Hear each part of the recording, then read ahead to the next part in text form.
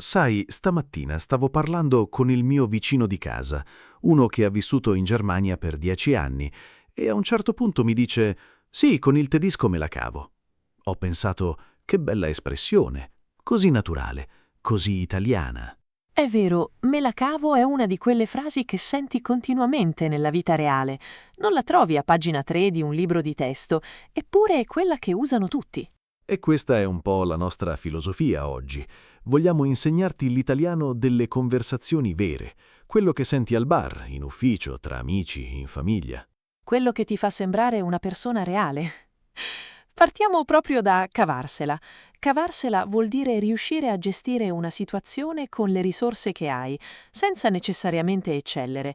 È un vado avanti comunque. Se qualcuno ti chiede «parli spagnolo?» e tu hai studiato 2 anni al liceo, non dici «sì, parlo spagnolo», dici «ma, me la cavo». Onesto, naturale, preciso. Oppure al lavoro. Qualcuno ti chiede se sai usare un certo programma e tu lo conosci un po', non benissimo. Me la cavo è la risposta perfetta, né arrogante né falsa modestia. E si adatta a tantissimi contesti. Con la cucina me la cavo, con i bambini me la cavo, con le crisi di mezz'età stiamo ancora lavorando.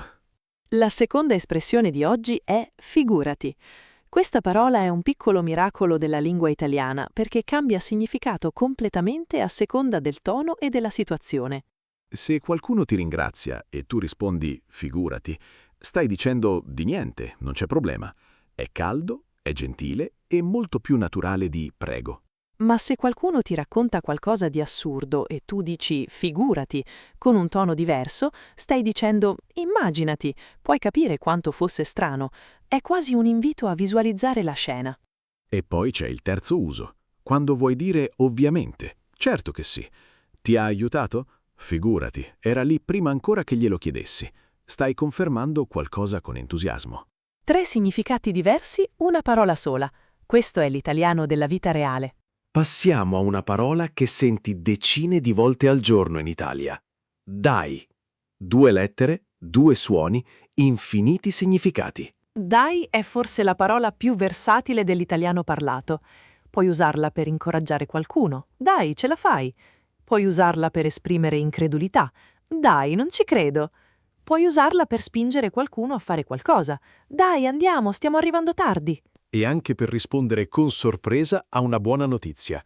Ho preso la patente. Dai, finalmente! Sembra una parola piccola, ma porta con sé tutto il contesto emotivo della frase. Quello che cambia è l'intonazione. Dai, con la voce che scende, è rassicurante, paziente. Dai, con la voce che sale, è sorpresa pura. Se riesci a padroneggiare l'intonazione di dai, suoni già molto più italiano. Esatto, ed è una di quelle parole che i libri di grammatica ignorano quasi completamente, eppure è ovunque. La prossima è magari. Ah, magari. Questa è poetica. Lo è davvero. Magari può significare forse. Vieni alla festa? Magari, vediamo come mi sento. Ma può anche significare se solo fosse vero, vorrei tanto. Hai vinto la lotteria? Magari. Lì dentro c'è tutta una vita che non hai vissuto. È una parola che porta il peso del desiderio. In inglese servono più parole per tradurla. Maybe, I wish, if only. In italiano basta una parola sola e il tono fa il resto. E poi c'è l'uso ironico. Qualcuno ti chiede: il tuo capo è gentile? E tu rispondi: magari, con una pausa lunga. Stai dicendo tutto senza dire nulla. La terza espressione di questa parte è roba. Tecnicamente vuol dire cose, oggetti, ma in conversazione diventa un jolly assoluto. Roba può significare: ho comprato della roba al mercato. C'è ancora roba da fare. Che roba, come esclamazione di stupore o disappunto. Roba da matti, per dire che qualcosa è assurdo. È una parola che copre un territorio enorme. Funziona esattamente come cosa o cose, ma suona più spontanea, più colloquiale. Quando la usi bene, le persone intorno a te capiscono subito che parli davvero la lingua. Arriviamo a mica.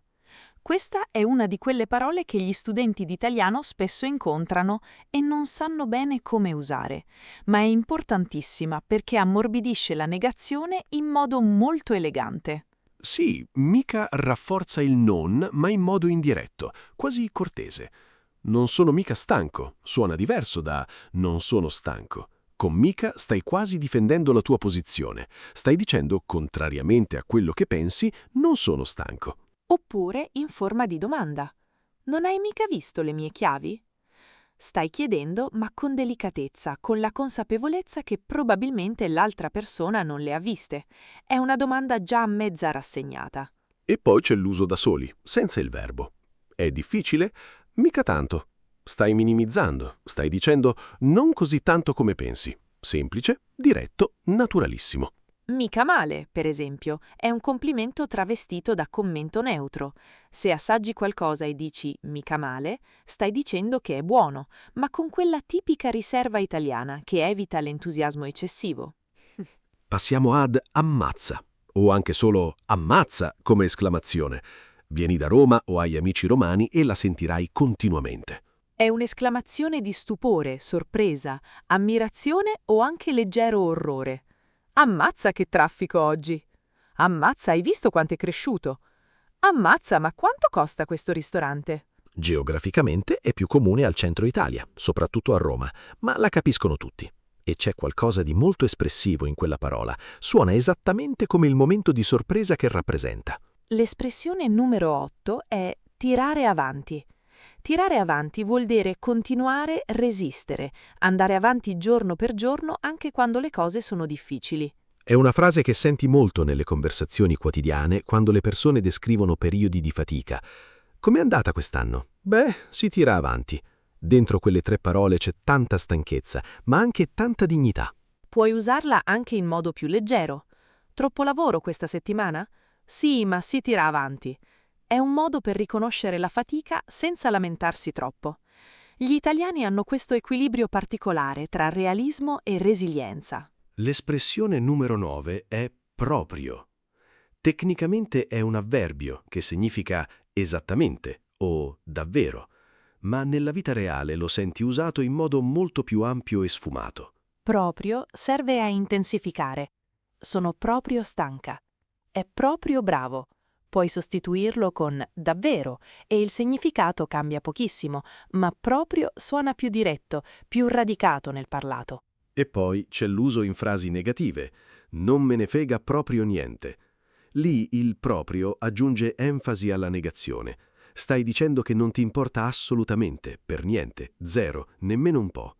C'è anche l'uso per confermare qualcosa con precisione. Era lui? Proprio lui. È come dire sì, esattamente quello, nessun dubbio. 3 sillabe che chiudono ogni discussione. Passiamo a qualcosa di culturale oltre che linguistico. In bocca al lupo. Questa è un'espressione che si usa per augurare buona fortuna, ma la traduzione letterale è in bocca al lupo e la risposta corretta è crepi, che vuol dire che crepi, ovvero che il lupo muoia. Se qualcuno ti dice in bocca al lupo e tu rispondi grazie, capisci subito che non sei madrelingua. La risposta giusta è sempre crepi. È uno di quei rituali linguistici che segnalano appartenenza alla cultura italiana. Si usa prima di un esame, di una presentazione, di un colloquio di lavoro, di uno spettacolo, qualsiasi momento in cui qualcuno ha bisogno di incoraggiamento. In bocca al lupo. Crepi. L'11ª espressione è fare la figura.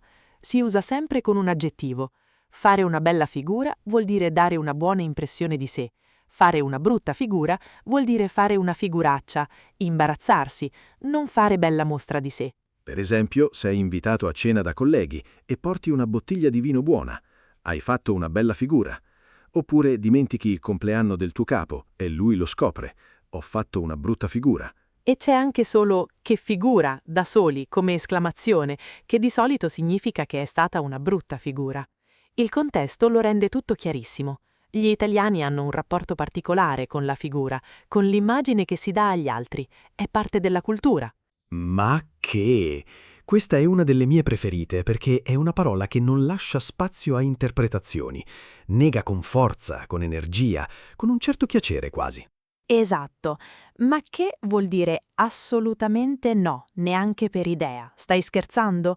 Se qualcuno ti chiede hai finito e non hai finito affatto, Ma che? Questa è una delle mie preferite, perché è una parola che non lascia spazio a interpretazioni, nega con forza, con energia, con un certo piacere quasi. Esatto, ma che vuol dire assolutamente no, neanche per idea. Stai scherzando? Se qualcuno ti chiede, hai finito? E non hai finito affatto, rispondi, ma che? Ho appena iniziato. Se qualcuno dice, sembra facile, e tu sai che non lo è per niente, ma che facile! Puoi usarla da sola come risposta secca. Ti è piaciuto il film? Ma che? Fine della conversazione.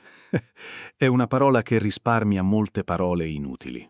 E suona molto italiana. Se la usi bene, le persone capiscono che hai una certa dimestichezza con la lingua parlata, quella vera. Passiamo ad arrangiarsi. Questa è una parola profondamente italiana. Arrangiarsi vuol dire trovare una soluzione con quello che hai, improvvisare, cavartela in modo creativo, quando le condizioni non sono ideali. C'è quasi un orgoglio in questa parola. Gli italiani sanno arrangiarsi, è quasi un complimento nazionale. Significa che di fronte a un problema trovi sempre un modo, anche se il modo non è perfetto, anche se è un po' creativo. Al lavoro, in viaggio, in cucina, con quello che trovi nel frigorifero. Come hai fatto? Mi sono arrangiato. Stai dicendo ho trovato una via, non ti preoccupare. E poi c'è l'uso con cui dici a qualcuno di fare da sé, di non aspettarsi aiuto. Arrangiati. Lì il tono cambia completamente. Dipende sempre da come lo dici. L'espressione numero 14 è meno male. Vuol dire per fortuna, grazie al cielo. Meno male che è andata così. Meno male che hai portato l'ombrello. Meno male che non ero in macchina. Meno male, da solo, come sospiro di sollievo quando qualcosa che temevi non è successo. È una frase che porta con sé un senso di scampato pericolo, di situazione che avrebbe potuto andare peggio, e gli italiani la usano spessissimo. Riflette una certa visione del mondo, quella di chi sa che le cose possono sempre complicarsi, quindi quando vanno bene si nota. Meno male è gratitudine e realismo insieme. È molto italiana anche questa. Arriviamo a spigoloso. Tecnicamente descrive qualcosa con angoli, con spigoli, come un mobile con troppi bordi.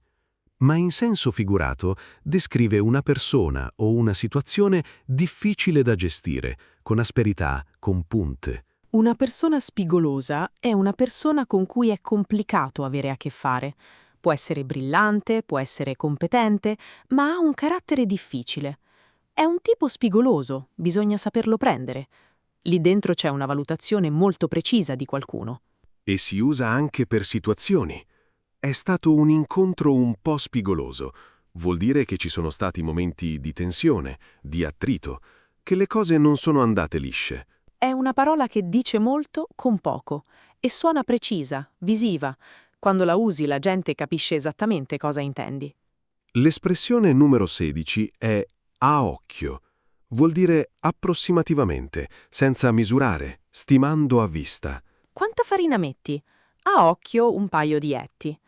Quanto ci vuole per arrivare? A occhio mezz'ora. È un modo per dire che stai dando una stima, che ti stai affidando all'istinto o all'esperienza. In cucina la senti continuamente. I cuochi italiani di una certa generazione fanno tutto a occhio. Non pesano, non misurano, sentono. E questa parola cattura esattamente quella capacità. Si usa anche in contesti più fornali. A occhio direi che il progetto è al 60%. Stai dando una valutazione approssimativa, ma ragionata. Non è imprecisione, è esperienza che parla. La 17ª espressione è non ci siamo. Questa è potentissima perché dice tutto senza essere aggressiva. Non ci siamo vuol dire che qualcosa non va, che il risultato non è accettabile, che siamo lontani da quello che si doveva fare. Un capo che guarda un documento e dice «No, ragazzi, non ci siamo», sta dicendo «ricominciate». Ma si usa anche tra amici. Hai visto come si è comportato? No, non ci siamo. Stai dicendo che il comportamento non era accettabile, che era sbagliato. È un giudizio netto espresso con eleganza. E puoi usarla su te stesso. Oggi non ci sono. Vuol dire che non sei in forma, che non riesci a rendere, che la testa è altrove. È onesta e precisa allo stesso tempo. Penultima espressione, scattare. Il significato base è muoversi di scatto, partire velocemente come uno sprinter ai blocchi di partenza, ma in italiano quotidiano lo usi in molti altri modi. Scattare una foto è il modo italiano per dire fare una foto. Letteralmente il meccanismo della fotocamera fa uno scatto. Ma ormai scattare una foto si dice anche con il telefono, con qualsiasi cosa. Puoi scattarmi una foto qui? E poi c'è il senso figurato. Quando qualcosa cambia all'improvviso, diciamo che scatta qualcosa. A un certo punto mi è scattato qualcosa e ho capito tutto. Là dentro c'è un momento preciso, un click mentale. Oppure in senso negativo. Gli è scattato qualcosa può voler dire che qualcuno ha perso la pazienza, che ha reagito male. Il contesto decide sempre il significato e questa flessibilità è esattamente quello di cui stavamo parlando dall'inizio. L'ultima espressione di oggi è lascia perdere. Ed è forse quella con più usi diversi tra tutte quelle che abbiamo visto. Lascia perdere può essere un consiglio. Stai pensando di lavorare con lui? Lascia perdere, ti creerà solo problemi. Stai dicendo non vale la pena, evita. Può essere una resa. Stai cercando di spiegare qualcosa di complicato, vedi che l'altra persona non capisce e dici lascia perdere, riferendoti a te stesso. Stai abbandonando il tentativo. Può essere rassicurante. Qualcuno si scusa per qualcosa di piccolo e tu dici «dai, lascia perdere», per dire che non è importante, che ci vuole poco, che non ci pensi. 3 usi completamente diversi. Consiglio, resa, rassicurazione. Una frase sola che lavora su 3 livelli. Questo è l'italiano reale. E questa è la nostra masterclass di oggi.